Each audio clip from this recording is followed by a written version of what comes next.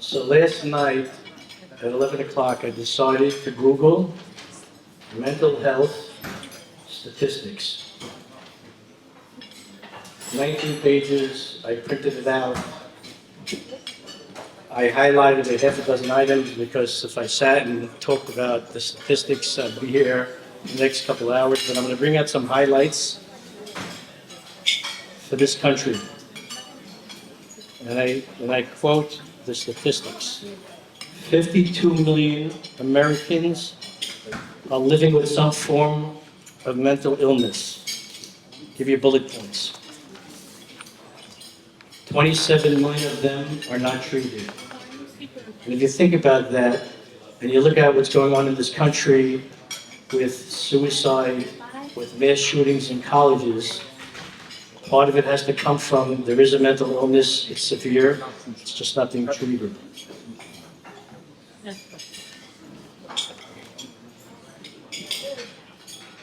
$40 million American adults are suffering with anxiety disorders, making it the most common form of mental illness in this country. Just reading highlights.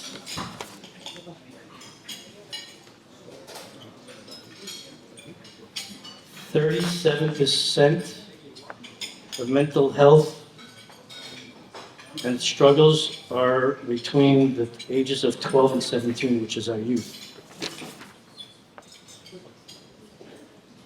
Americans age 18 to 25, the highest group for mental illness at 30%. Women in their adolescence is almost double than men from a mental health standpoint, with 40% of women in colleges today have suicide thoughts. Over 20% actually have a plan to commit suicide. In Law Land, so many do. And here's the big one that the rabbis have been preaching for many, many years. Not to say we think, they make fanatical remarks. They're actually prophets. They're actually the leaders of our community. Social media. Between the internet and social media, 64% just on Facebook alone are suffering with anxiety. 71% of the adults use social media as a blame for their mental health issues, either in disinformation or misinformation. I'm just reading from what I printed. And here's a big one also. 14 countries, a survey was done. Anyone want to guess who's the number one country in the world for mental health? That would be the United States. In a study in all the colleges, 196 colleges, mental health. I mean, I could go on, and you could ask me why I'm even telling you these statistics, and I'll give you one simple answer. It's infiltrating the Jewish communities, and it's for sure infiltrating our own Sephardic community. So let me share this with you. In the last few years, there's been an organization called Simcha, led by Rabbi David Sutton, Mark Adjman, David Hoffman. I was at a parlor meeting by IG's house, Isaac Kitty and Marjorie a few weeks ago, full house. And last year they just started. 800 cases they're dealing with in mental health. Sephardic Bikolim just started an organization or a division within their group called Courage to Heal. They also had a parlor meeting in Lawrence Avenue Shul. I think Rabbi Mansur spoke. They dealt with molestation, and I apologize tonight that there's a few words I might say that I say sensitive, but it's something we have to deal with and we have to talk into. I will share one statistic from Bikolim Malone, which again has a mental health division dealing with so many cases, but I'll share one with you. Again, I apologize. I'm just reading the facts. My daughter shared this with me, who was involved in Bikolim. In the recent months that they just opened up this division, 43 cases are on their sexual abuse hotline and molestation hotline. Again, I apologize, I'm just delivering it the way it is, but it's the facts. I didn't say 2, I didn't say 3, I'm saying 43. That's a staggering number, everybody. Something we have to talk into. Hatzalah. We have members of Hatzalah here. And I can say this, and it's disturbing, it's painful. How many calls does Hatzalah get a year for suicide attempts? Dozens and dozens. I didn't say 1, I didn't say 2, dozens. When we spoke to Rabbi Joey Haber, who I'm not sure if he's here yet, he's coming, I just spoke to him. I spoke to him a few weeks ago. He runs Keshed, deals with a lot of the youth in our community, and I'll talk more about that later. Rabbi, do you know what's going on with mental health in our community? This is Eddie. I was on the phone this night with a Syrian girl, mid-20s, not married, wants to commit suicide. It took me 2 hours to give her to not to. She wanted to commit suicide, she wasn't married. Dealing with the pressures that we have. So, the community has, the Jewish world has an issue, unfortunately, what we define and call mental health. So there's 3 organizations, and I advise everybody just not to think, oh, we have a mental health organization, what does one do? I would say that everyone needs to be educated and ask questions. It impacts our children, it impacts our youth, and it impacts all of what we live for, our children. So let me talk to you about Ezer Lenefesh. I'll talk for a few minutes and then I'll introduce our first speaker. Ezer Lenefesh is an Ashkenazi organization. It's founded by Rabbi Chaim Epstein, who 14 years ago, also very close, big Talmid, but very close to Rabbi Diamond, learned in the BMG in Lakewood under Rabbi Aaron Kalla. He founded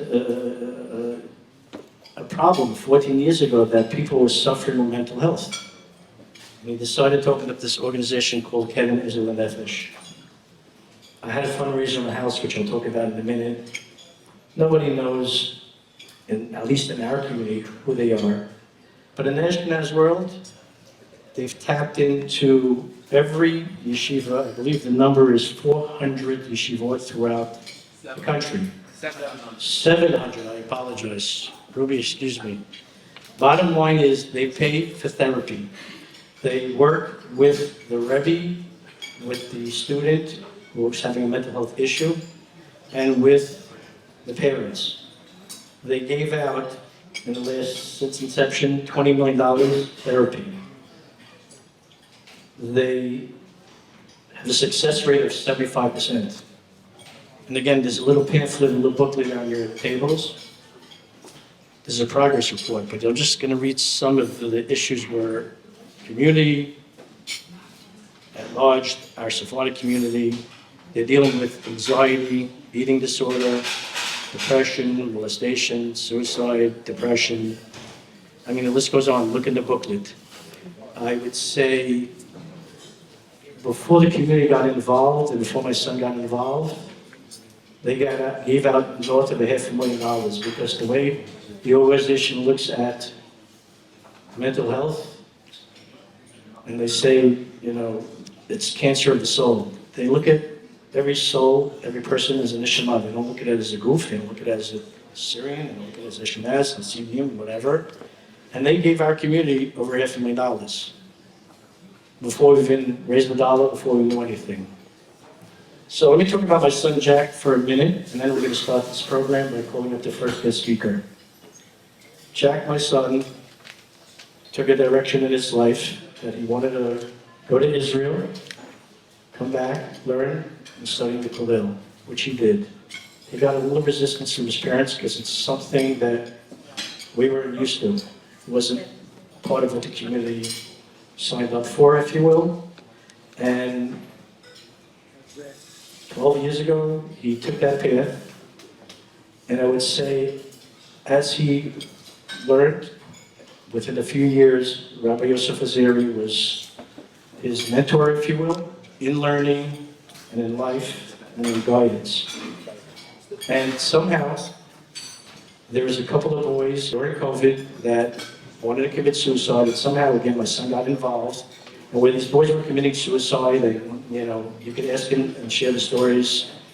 He somehow flipped them to the point that he got the boys back on the path of where it could have been, God forbid, they could have taken their lives. Rabbi Yosef gave him a class in Record Hayim, which is in yeshiva, and with no experience, he's sitting in the class with 6, 8 people, not off the derech, just had mental issues. And he came to me one day and he said, Dad, this is where I want to make my parnasah, this is where I want to help people in this world. And I want to become a doctor in clinical psychology. He had one problem. He never went to college. He went straight to Kollel. So and married with children, he took a path of putting in the hours at nighttime with the Torah and got an undergrad. And now today he's in Long Island University.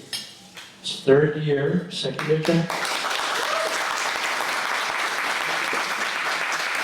For the rabbis in the room, he's still learning every morning, has his Chabutah, but he's in the cycle work right now. It's the summer break. He just shared one story with me.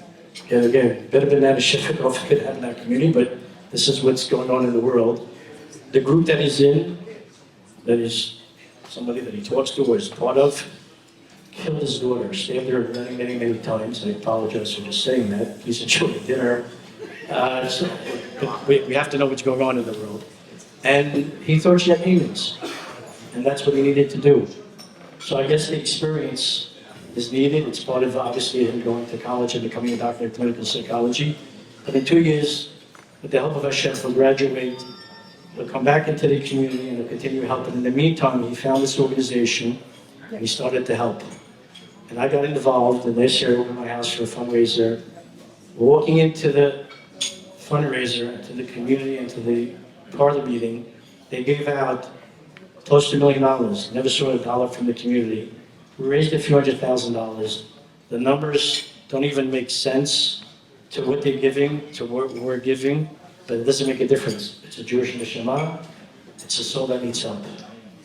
So now we open up a Sephardic division.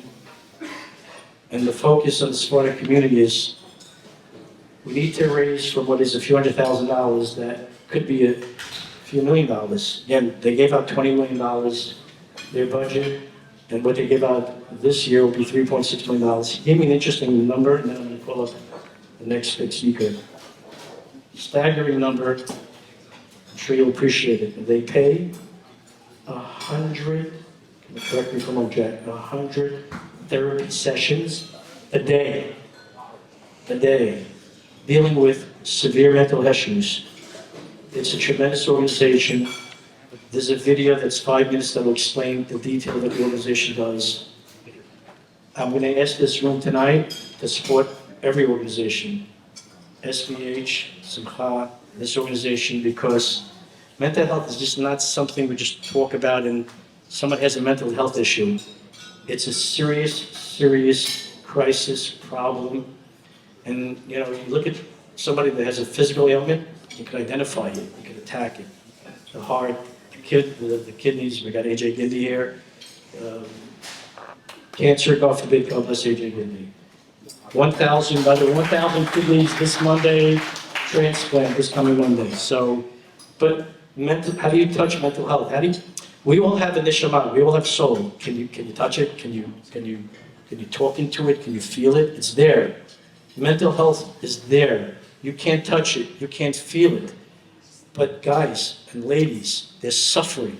AJ Gindi said this at his meeting, we saved 1,000 lives, they didn't have a life. Somebody that was molested as a child, somebody who wants to commit suicide, they don't have a life. Their life is miserable. It's just as bad if they didn't have a kidney. But you know what? How do you identify with mental health? So tonight, it's going to be a very informative evening.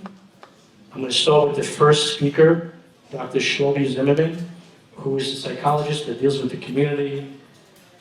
Hashem has a funny way because I work with him within my family. We got friends from 10 years ago. We were friends from 10 years ago just based on him helping my family. And I just want to say, before I introduce him, the word prevention, because we could talk about mental health. So I watched a video on TorahAnytime.com, Pesach Prom. The title of the video, 4-minute video, you should watch it, Mommy and Daddy.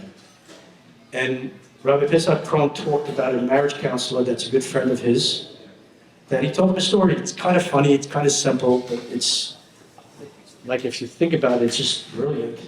He was telling Rabbi Pesach Prom, there was a couple that got divorced, couldn't work it out, 7-year-old son, and they made arrangements, they lived near each other. The son lives by the mother during week, Shabbat, weekends by the father. 3-4 months later, after divorce, the 7-year-old boy comes, wakes up one night, screaming, crying, tantrum, I want my daddy. The wife calls the husband and says, your son's having a temper tantrum, what are you doing? He comes to the house, calms him down, brings him to his house, goes there, Daddy, I want to be with you. He has a temper tantrum. He goes, whatever he does, and then he calls the wife. He wants his mom. Ends up coming to the house, and the kid's screaming, one in front of the doors, wouldn't let any of them leave. And the next morning, he called this marriage counselor's therapist, and he said, I think it's time, my son needs a therapist. And the therapist told him, he doesn't need a therapist, he needs a mommy and daddy. So I'm going to say this, and I'm guilty myself with my own children. Parents, grandparents are in this room. Our children are priceless. They're diamonds, they're treasure. It's a complicated world. It's a tough community to live in. They need us. They need us to show us the values of what's important in life. They need us to spend time.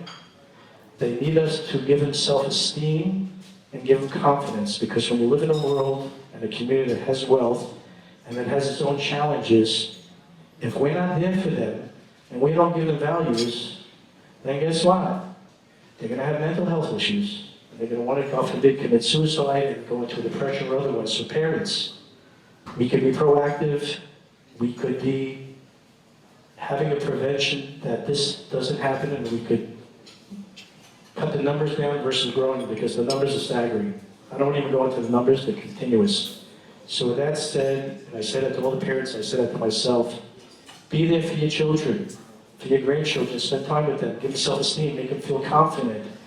It's a dangerous, scary world, and it's a different generation. So I'm going to leave it at that.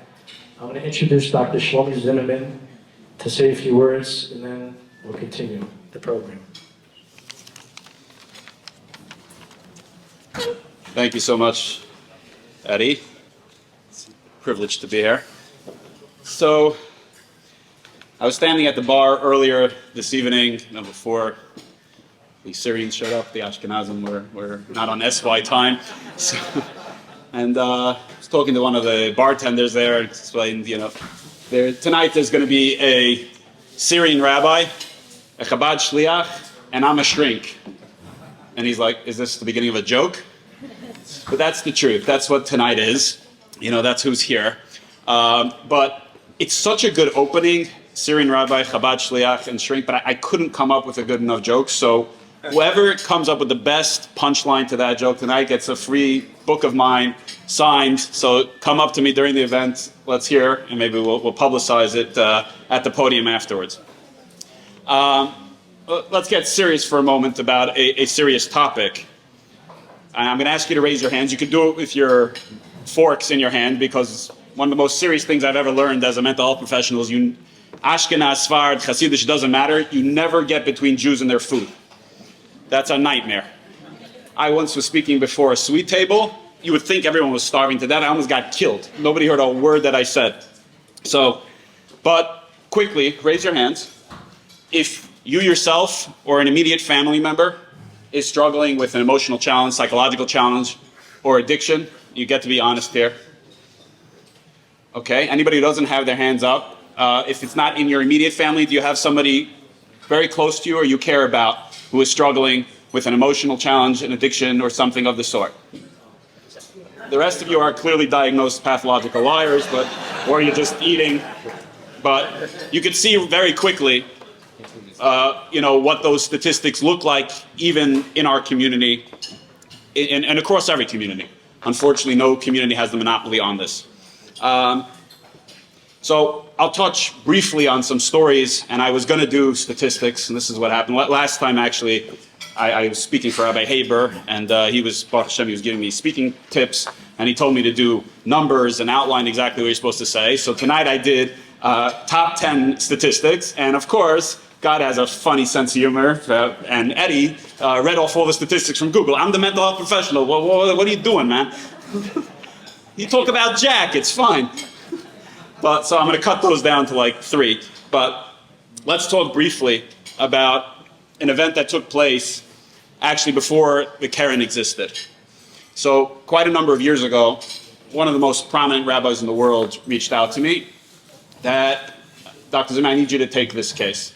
This is actually one of the most prominent families in the Syrian community. They built the community in Brooklyn and Jersey. Their names are on countless buildings, and their son is really struggling. I need you to see them. They've helped so many Jews. Please do whatever you can. Okay.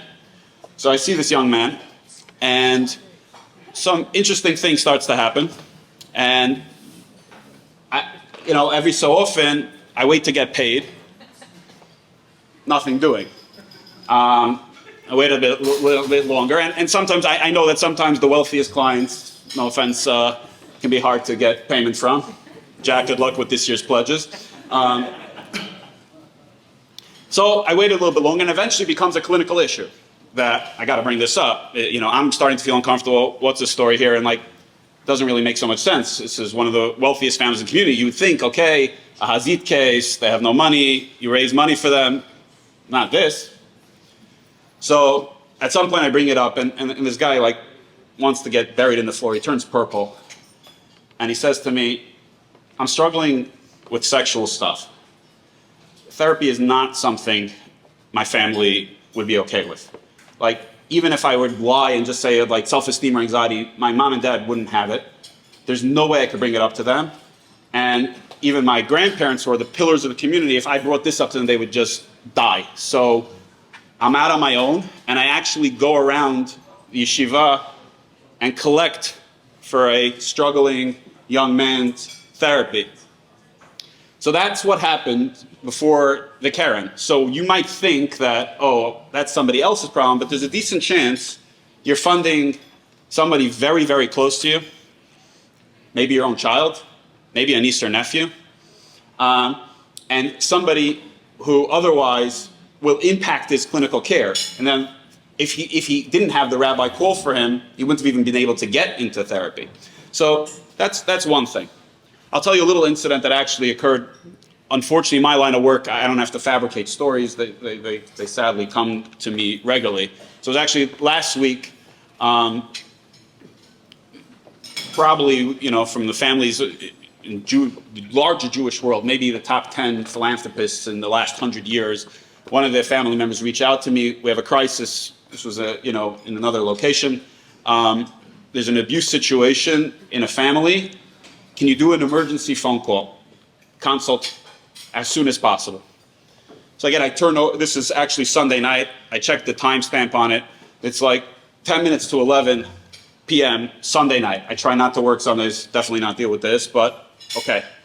So a few minutes later, I say, okay, have them reach out to me. I get a text. 3 of my daughters just had a disclosure. We're in absolute crisis. We need guidance. What could you do? I turn over my whole day for the next day. I send them in for a time slot, and I send a confirmation which has my rates and contact information and et cetera, et cetera. So 5 to 11, I get back a text. Sorry, we can't afford that. Thank you very much. So I don't want to leave them hanging. I said to them, listen, I have associates that are half my rate. I'll try to work something out in the morning to see how I actually work out to get at 50% the rate. Nothing good. So here's a person who has one of the wealthiest families in the world reaching out on their behalf, but my guess is that they're too embarrassed to also say, we can't fund it. We can't pay for it. You'd think that there's an absolute crisis that three children in one family have a disclosure, you do what it takes, but I don't judge people because I don't know if the other choices that they can't put food on the table that week and they got to go deal with something. So these struggles are incredibly real. We did a lot of the numbers here before. Eddie covered it. I'll touch very briefly because they share a little bit of story just to give you a concept. So even prior to the whole COVID, debacle, the rates of anxiety, depression in children and adolescents in the U.S. were far lower during the Great Depression, World War II, the turbulent 60s and 70s than they are today. Now, during a child's adolescence in the US, between 13 to 18, up to 50% of them, at some point, will experience a mental illness, a diagnosable mental illness. That is what's going on today. I'm going to jump through, because this is where the Karen, I don't even know if they knew this statistic, but this is where they do incredible work. 50% of all mental health issues, they come up by the time a person's 14. You start to see some of the symptoms. And 75% by age 24. So they're covering actually a huge swath. By targeting the ages that they target, they're covering a huge swath of when these issues start to arise and when they become most prevalent. But maybe what's most shockingly is that only about 20% of children with mental health and emotional psychological issues receive care from a specialized mental health professional. So 50% don't get any care, and of those, many times it's a general doctor, it's some coach, some person, nobody with specialized training, only 20%. And again, 42% of adults report that they were unable to get necessary mental health care because of money.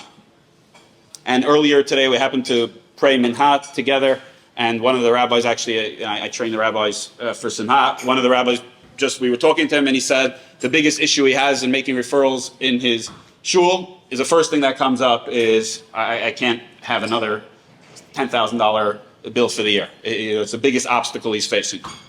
So what happens, the trajectory between what happens when mental health is dealt with versus not? So I think that's what's really important to think about, because when a person doesn't get their care, so not only does their life get massively impacted, right? Whether they're super anxious, they're depressed, they have eating disorders, they become suicidal, they turn to some sort of addictive behavior. How does that impact the circle around them? And as the people here raise their hands, being that close to somebody who's struggling or somebody you care about and love, right? How does that impact you? How does that impact your happiness? How does that impact your whole family or the broader spectrum's ability, psychologically, spiritually, and even financially, the costs down the line that, the dollars spent on dealing with this issue now versus when somebody is married, has a family, can't hold a job, turns to addictions. Once a person needs to go to rehab, you could have funded, who knows how many therapy cases just for 1 month in rehab. So the more you get this at its earlier stages, aside from anything else, you save people and you save lives and you even save the community's money. But I want to talk briefly about funding, and this is where maybe only I have this vantage point. Many, many years ago, for some odd reason, they brought me into the first funding meeting for a certain mental health project in the Ashkenaz community. I had no idea what I was doing there. I wasn't giving a speech. They wanted me there. And one of, I'll mention his name, Mendy Klein, Olav Shalom, is a tremendous, tremendous philanthropist. And particularly, he was dealing with the issue of child sexual abuse, and still is, burned into my brain. Mendy turned to me literally with tears in his eyes, and he said to me, "You can actually treat a 7-year-old who's been a victim of this?" And when I said yes, it just takes a lot of time and a lot of work. He said, "Okay." He pledged $1 million on the spot. Another few families did $1 million. There was an immediate $3 million raise at that event. Syrians, you always got to beat the Ashkenazim. I expect over $3 million tonight. Okay. Otherwise, we're going to publicize. Ashkenazim crushed it. But the reason I'm bringing up that story really is a different issue, is that funding system became very complex. There was a lot of bureaucracy, a lot of paperwork therapists had to fill out, a lot of back and forth to get people approved, to get the money, etc. And what happens is that any therapist that's worth half their weight in salt, not this level salt, is busy. Immediately you have to run two bills because the person's privately paying and now an organization's paying. You don't usually have a back office staff that's dedicated to this. Now you have to fill out paperwork and all this stuff. So quietly, subconsciously, you start to be like, well, I need this like a hole in the head, right? I have enough chesed cases. I just become, you bog down. You slowly becomes a clinical issue. And honest to goodness, eventually, even though I was at that funding meeting and it was an inspiration for me for life, eventually I stopped taking that fund's cases because it was such a pain in the neck and it was taking up so much time that I could have been doing other productive things that I stopped taking it. The contrast here is the Karen, it's seamless. Yes, I have to run two bills, but we send them an invoice, we get a check. And the beauty is that a rabbi or a teacher is in charge of making sure that somebody's compliant and needs the care and is doing what they need to do, so that you have wraparound care that this child is being cared for by some mentor, and it also takes a lot of the burden off of the mental health professionals, so that me and my staff, we're thrilled to work with the Karen because we know it's a chesed and we know it's helpful and it's not an additional burden on us, outside of, okay, we got to run two bills. So it's an incredibly important thing who's doing the funding and how they're doing it.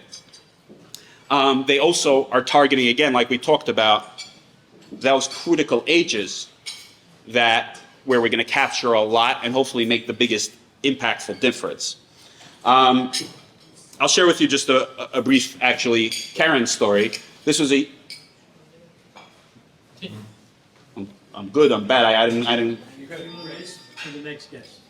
Okay, so very briefly, this guy, great guy, but had tremendous amount of anxiety, particularly when it came to socially, particularly when it came to dating girls. So, with his friends in the dormitory, he was somewhat okay. You put him on a date, he's mute. And it's like, they reach out to the shadchan, and I'm like, what's up with the guy? And it's like, no go after no go after no go. And even anybody who he didn't really know well, including me, it was just pulling teeth. And like, we're working through some of these underlying issues. And he's a perfect case because he was in yeshiva at the time, but he was a Beis Medrash fellow. His parents, two working people who could not fully afford therapy by themselves, but he had enough money that they could raise that it wasn't like you need to be a clinic case because there was no way he could be in private practice, right? So there's this gap between some people, they need to go to a clinic because there's just no funds whatsoever. Here's a person that could get really high quality care, but they needed to push. The parents pushed, he picked up side gigs, and the Karen did the rest. So it was like a perfect harmony. And, to make the story short, is eventually we did a lot of good work together, and he's dating, and finally he meets this young lady, and then the weirdest thing happened. The therapy worked too well. They're talking till like 3, 4 in the morning. Eventually one of the rabbis had to step in, to put in a little bit, hey, what are you guys talking about? This guy was, talking to 3, 4 in the morning, but Baruch Hashem, married, children, happy, healthy, productive, working, contributing member of society. That's what the Karen absolutely does.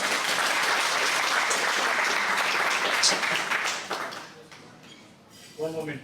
Okay, so, all right, God has an interesting way, so I'll keep this very brief, but I was actually reading a Dvar Torah this past Shabbos that I don't normally read this pamphlet at all, but a beautiful Dvar Torah from a great Sephardic Gaon, V'chida, right? We're going, tomorrow night is Rosh Chodesh Elul. One of the lesser known Roshei Tevot is Ish L'Re'eu Matanas Lavyonim. Each individual for his friends to be there as companionship, friendship, to be there as a community. Umatanas Lavyonim, to give gifts to the poor, to the people who need it. But on the pasuk, right? Last week's parsha we had that the person who's destitute is going to come, and you're going to say it's getting close to the Shemitah time. Maybe I'm not going to lend him money, etc., etc. So the great Sephardic Gaon, the Chida, says the pasuk says Nason Titen. give, you should give him, and then Hashem's going to give you tremendous bracha. So the Chida asks, well, what's this second, 2 times, nasom titeng? So he says a beautiful thing.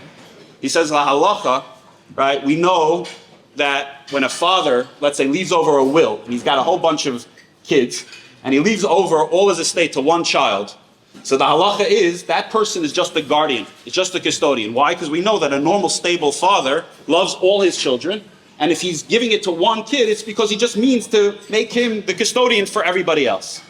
So the Chida points out that if HaKadosh Baruch Hu gives a Jew his money, we're all Hashem's children. So if Hashem gives somebody money and not somebody else, it means you're his custodian. So if a person takes that seriously, he's going to say, so I'm not doing anything. I'm just giving out the money. You don't celebrate the custodian, the executor at a will for giving the money away. Otherwise, you put him in prison. So maybe a person's going to feel, what am I doing? I'm not doing anything. So he says, nason titein. Give, you should give. Hashem's giving it to you, so you should give. And the end of the pasuk is that don't worry that, okay, you didn't do anything, because biglal hadavar hazeh, because of this, yivarechecha Hashem elokecha b'chol maasecha b'chol mishlach yadecha, that HaKadosh Baruch Hu will give you blessing and success in all of your handiwork and everything. And is my blessing and prayer that HaKadosh Baruch Hu gives everybody here in attendance and everybody who's supporting this wonderful organization everything they need, whether it's for their own mental health, whether it's for the other people's, it's success in business, just beauty, happiness, success, connection, and in Yetz Hashem we should do the next meeting in Eretz Yisrael with Mashiach. Thank you so much. Once somebody that needs therapy from one of these therapists, the Keren Ezer Lenefesh, and I want you to listen very carefully, they pay the next day. The next day. They don't get 30-day terms, they don't want 30-day terms. And why?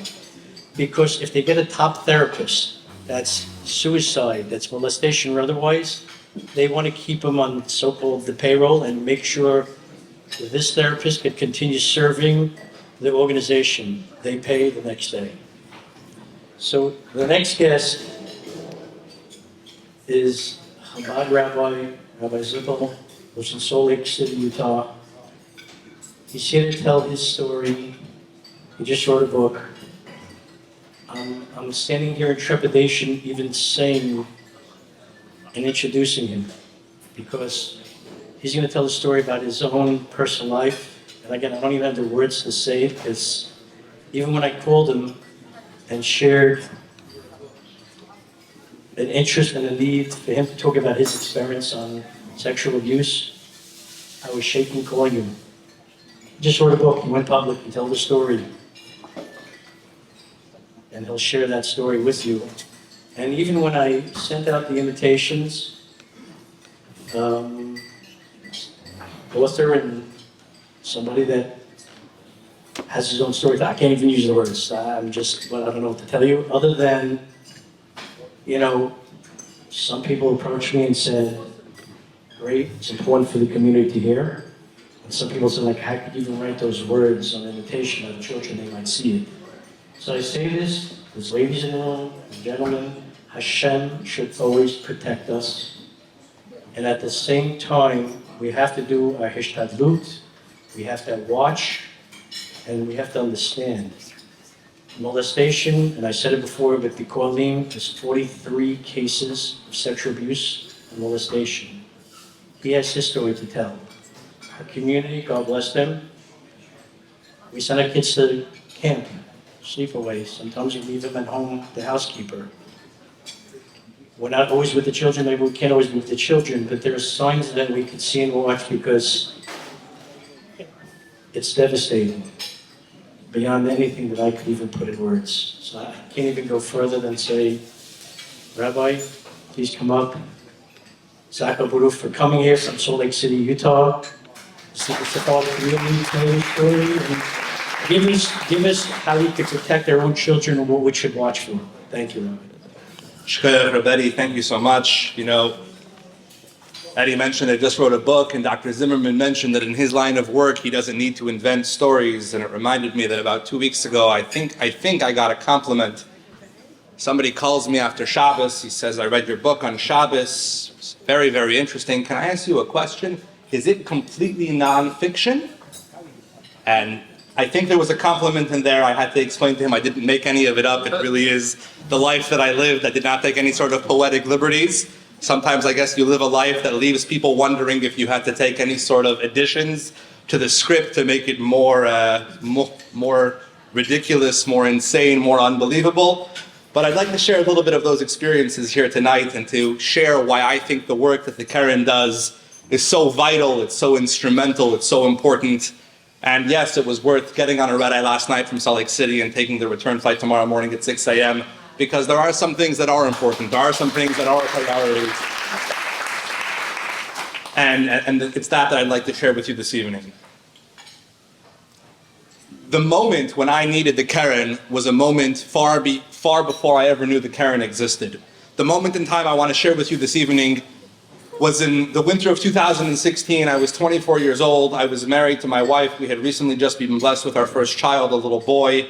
And I was sitting on a couch in a therapist's office, you know, the proverbial couch, the couch that we all think of, the couch that we've all seen portrayed, the couch that terrifies us.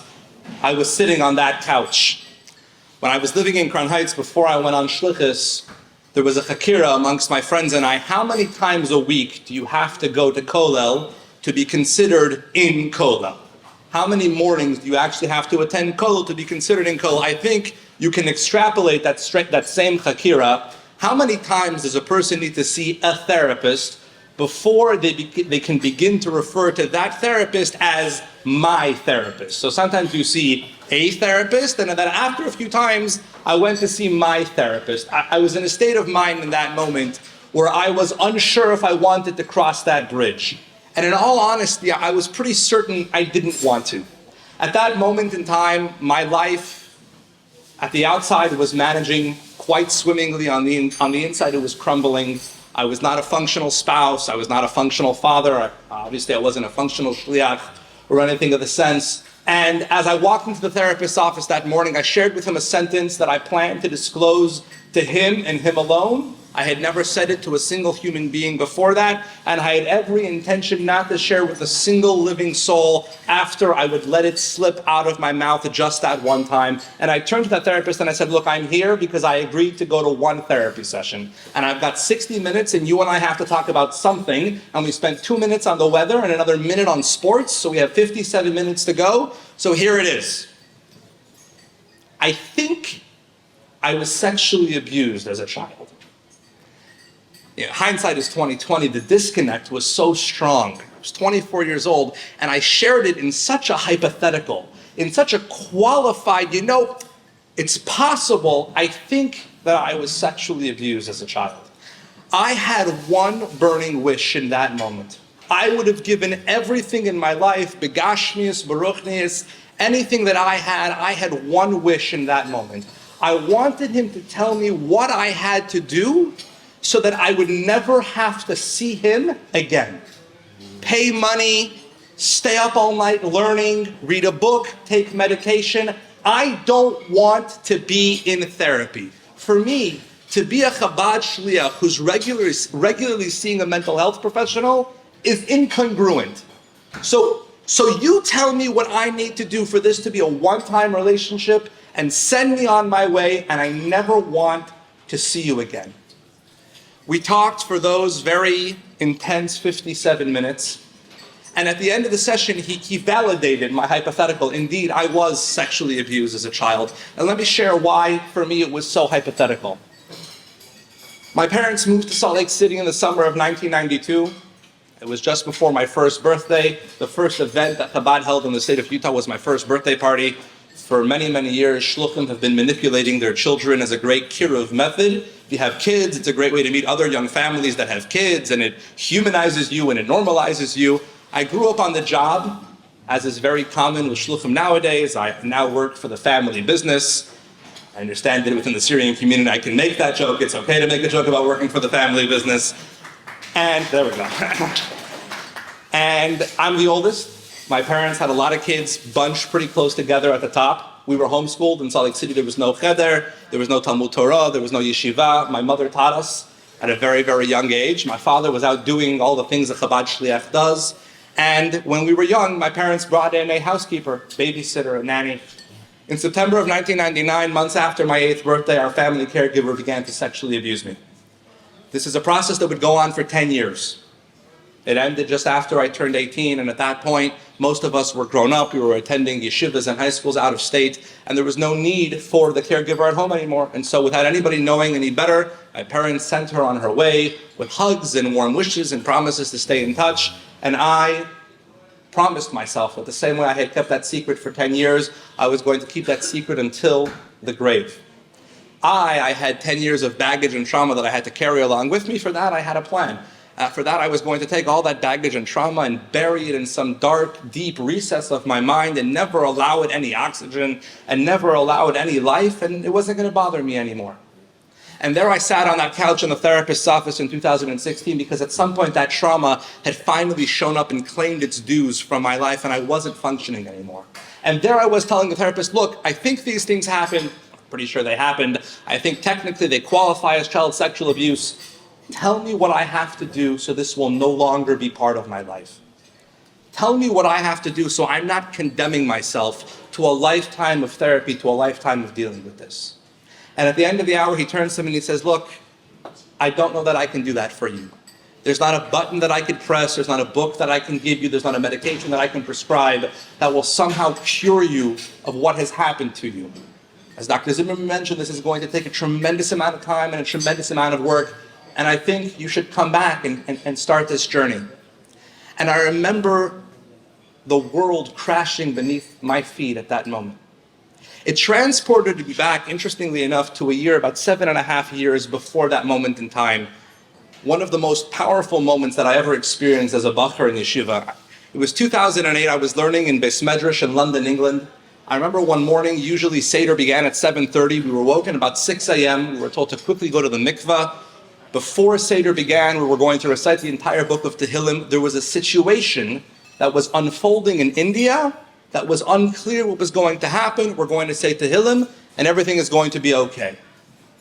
A little foreboding, a little skimpy on the details, but fine. We woke up at 6, we went to the mikveh, we all gathered in the Beis Medrash. Before Seder began, we said the entire Tehillim, and we're Lubavitchers. We are naturally very optimistic, perhaps a little bit too much on some occasions, and so we said Tehillim, and everything's going to be okay. Throughout the day, information is trickling in. There's a situation in India, in Mumbai. There's a situation in the Chabad house. It's not looking good. And it was actually somewhat remarkable. Every 2 or 3 hours, there would be another leak of information. The situation wasn't looking good. And we would throw ourselves into whatever we were doing with even more gusto and take upon ourselves something additional to do in the realm of Torah and mitzvahs with even more energy and even more dedication, because we were going to change the situation. Bad things don't happen in life. We were going to learn with a little bit more energy. We were going to do another mitzvah, and everything was going to be okay. That Thursday night was a very special day on the Chabad calendar. I know that for people who are outside Chabad, it sounds like every Monday and Thursday is a very special day on the Chabad calendar, but this was an extra special day on the Chabad calendar, and as one might imagine, Thursday night there was a long Farbrengen, and we're all saying L'chaim to one another, and in Chabad, in addition to the Tehillims make good things happen, also L'chaims make good things happen, and if you say Tehillim while you're saying L'chaim, you make extra good things happen, and we're saying Tehillim, and we're saying L'chaim, and us, 17-year-olds sitting in Beis Medrash in London, with a lot of vodka in our veins and a lot of Tehillim in our lips, we're going to change the world. We farbrang the entire night. We woke up early Friday morning. On Friday, we go on Mivtzayim. It was a short Friday in London. Shabbos comes in at 3:20 or so. And at about 9 a.m., I hopped on the tube and I went to central London on no sleep, very hungover, and extremely optimistic that whatever was happening, whatever was unfolding in India, I was going to put on tefillin with people in central London and I was going to change the world. And I went door to door through the regular people I visited every Friday, and I told them, you know, my colleague in India, it's very serious, and you have to put on tefillin, and it's all going to be okay. And people listened to me. I was very impressionable back then. I was mildly hungover back then, but whatever I was selling, they were buying. And I was living in a headspace that my optimism could cure whatever would come my way. Bad things wouldn't happen in life. On my Mivtzayim route, there was a huge office space, and there was a big food court that I would have to walk through just to get from point A to point B. And it's about 3 hours into the Friday, and I'm walking through the food court, and the BBC is playing on a big screen in the center of the room, and people are huddled around. And as I walk by, steal a glance at the BBC and it says Indian forces take Nariman House, 6 casualties, no survivors. The Nariman House was the name of the Chabad house in Mumbai. Just before Shabbos British time, they received confirmation that the Indian forces had finally taken the building. Rabbi Gabriel Noach and Rifki Holtzberg, Hashem Yikim Damam, with the other Kedoshim of Mumbai, their death was confirmed just before Shabbos. I was 17 years old, and I remember standing there in this food court in the middle of hustling and bustling central London, and one thought ran through my mind. I want a refund. Because life had taught me, I don't know who was responsible for it, but life had taught me that if we do all the things, bad things won't happen. We'll say more Tehillim, and we'll put on more Tefillin, and we'll say more L'chaim, and they're gone. The Holtzbergs were gone. They weren't coming back. All the people had put on Tefillin that morning. The Holtzbergs were gone. I went back to yeshiva. The Seder started for Shabbos. We were all sitting around. No one knew much what to do. And one of the Rosh Yeshivas walked in, and he said something to us that I'll never forget. And he says, for the past 36 hours, you guys lived with something which you called emunah.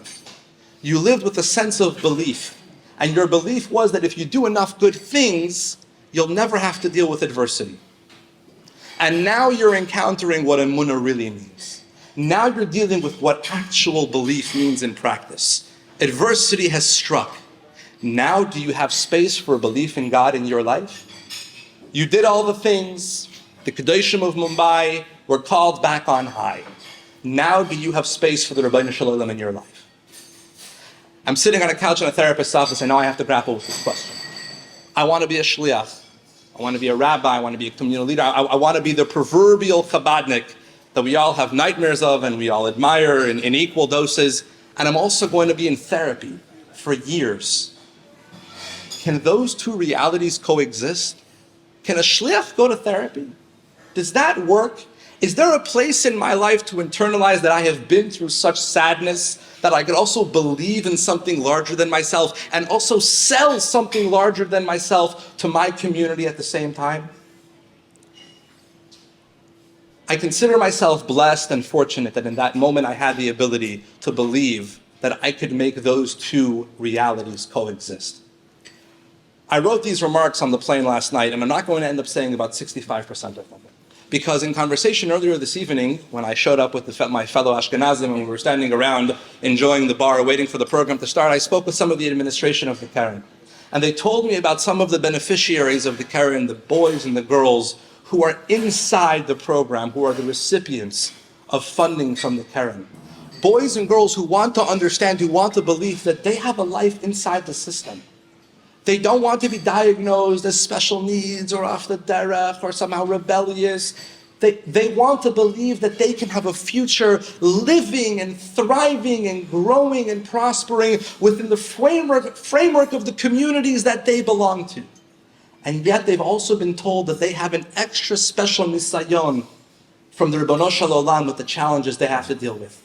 And more than the funding that the Keren provides them with a lesson that they can hold on to in life.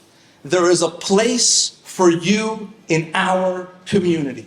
There is a place for you in your yeshiva. There's a place for you in your girls' high school. You don't need to feel isolated. You don't need to feel alone. You don't need to feel like you're some stranger living in a colony of people who wouldn't even recognize you. You've got what you're dealing with in life, and you have what you're aspiring to become in life, and that is just fine. And I know we're at a fundraiser, and I know that ultimately the goal over here is a very, very tangible one. But tonight, more than anything, as a survivor, I want to salute the work of the Keren to normalize these realities for the young people in our community, to provide that light, to provide that hope for the young people in our community. Recently I had a conversation with a survivor who shared with me a term that struck me so deeply, and it was 3 days after I had a similar conversation with Rabbi.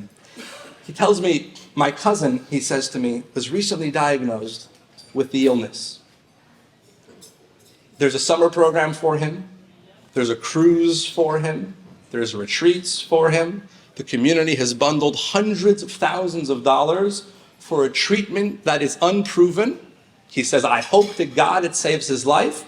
the most optimistic doctor is perhaps suggesting there's a 20% chance of success.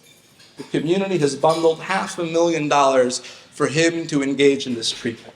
I recently came out to my parents as a survivor of child sexual abuse.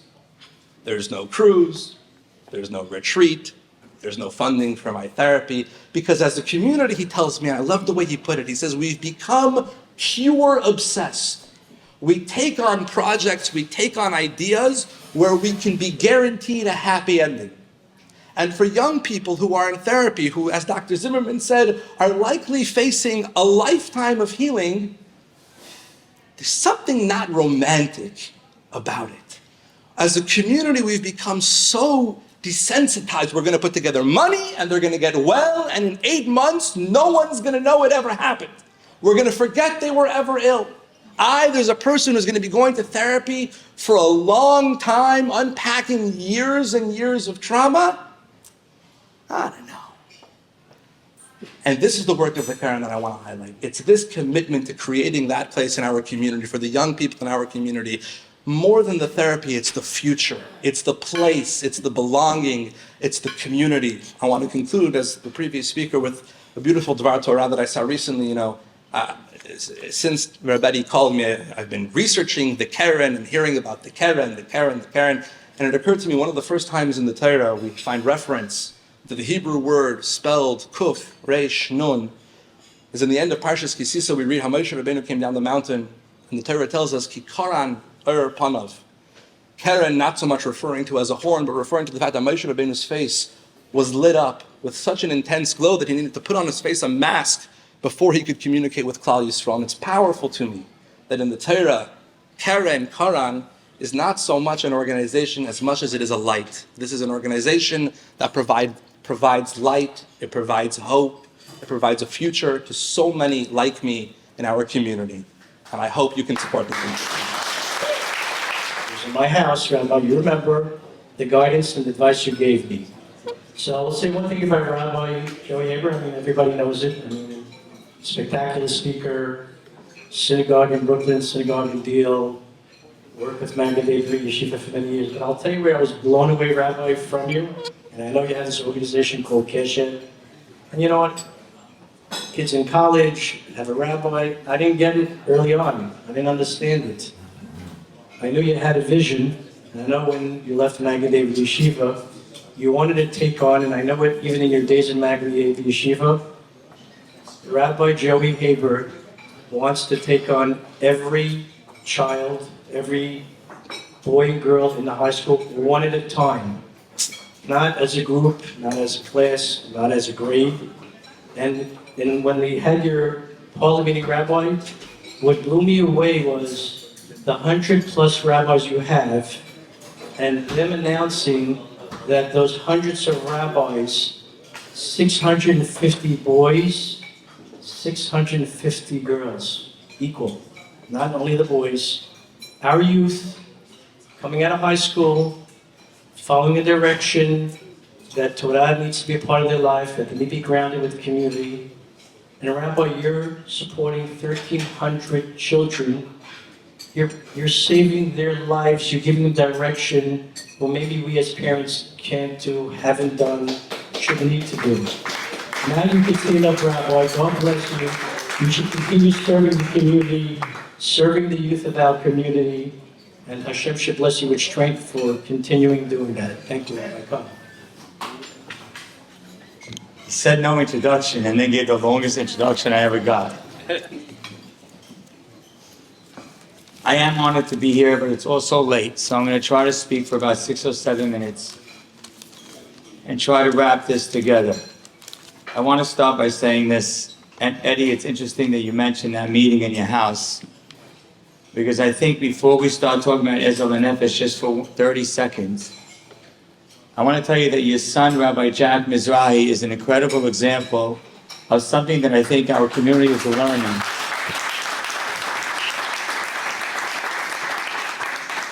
Here's the young man who went to a mainstream school, who chose on his own to continue to grow in Torah and Mitzvot. And then he went into Kollel, and people think, oh, a guy goes into Kollel, like you write him off. He went into Kollel in order to give back to our community. And now he's a liaison for hundreds of community boys and girls, hundreds of community kids, for them to get help. So when we watch our young people, they're 18, 19, 20 years old, and we're watching them grow, and sometimes they choose a path that might be a little further ahead than what we expected, don't think that they're going off the wall. They're coming back and they're giving to our community in sometimes the most incredible way. So Jack, having taught you in Magen David and been close to you all these years, we're incredibly proud of you. And you can clap again, it's okay. And I'll tell you the truth, I care about this organization enough that even though I have no technical involvement in it, you saw me on that video, I'm not sure if you could see my face. I filmed that at like 4 o'clock in the afternoon in the boiling heat, it was about 96 degrees, after giving classes all day on Tisha B'Av. I'm not joking. Joe Mansour was there to film it. Joe, am I right or wrong? He said, the best place is your backyard. I was in my backyard. I said, I spoke all day, and somehow, that's how much we care. We live in a very unique generation. We live in a unique generation because we are watching incredible things happen in our generation. Some of us remember a rotary phone, and now many of us don't even have a phone in our house. We remember old station wagons, and now when I walked home with my little son this past Shabbat, he said, Dad, can we count how many Teslas we see on the street? The world's changing. And maybe the biggest change is in a word, 2 words, that I did not even know what they meant 10 years ago. And I think most of you in the room were probably in the same category. Mental health. I didn't know what it was. I didn't know what mental health was. I didn't know what it meant. So our world has changed. And Dr. Zimmerman said, I like numbers. It's true, doctor. One of these days you're going to listen to my instructions, by the way.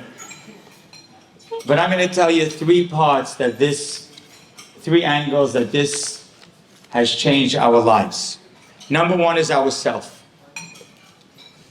The Chovot HaLevavot writes, he gives an analogy, and he says, and he asks a question, if we believe in Hashem, do we have to worry about our own danger? Do we have to worry about physical danger? And here's what he says. He says gives you an analogy. There was once a king, and the king told his servant, he says, I'm giving you 1 field to watch. Ready? He says, I'm giving you 1 field to watch. And your job is to watch this field until my servants come to take care of the field. 1 field to watch. Says the Chovot HaLevavot, a book written 900 years ago. He says, God gave every single one of us 1 property to watch. That property is our own self. Now Hashem said, I want you to watch this. I want you to protect this, and I want you to take care of it. So for someone to say, I could do something dangerous, or I don't have to worry, I just have trust in Hashem, he says, you're absolutely denying your responsibility that God gave to you. He said, that's why suicide is even worse than murder, because it's your own job. You were given this 1 field to protect.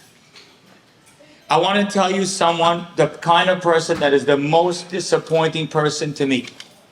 The most disappointing person I've ever heard of is the kind of person who has problems in their life and they won't get help. And I can't tell you how many times I've had a wife tell me my husband has problems. I said, so why does he get help? He won't do it because he thinks it's weak to do it. There's nothing weaker in the world than being stubborn and not willing